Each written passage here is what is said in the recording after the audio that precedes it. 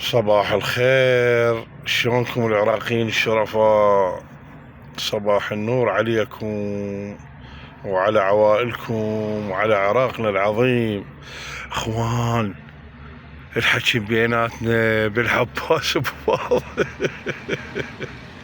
يا يابا يا ابويا، يوم الاحد ان شاء الله، اليوم جمعة، سبت واحد، يتم تكليف السيد المالكي زعيم العراق، يتم تكليفه لرئاسة الوزراء.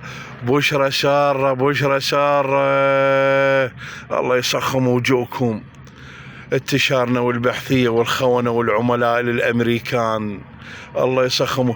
جاتكم راسيلة تريلة. لا يوم الأحد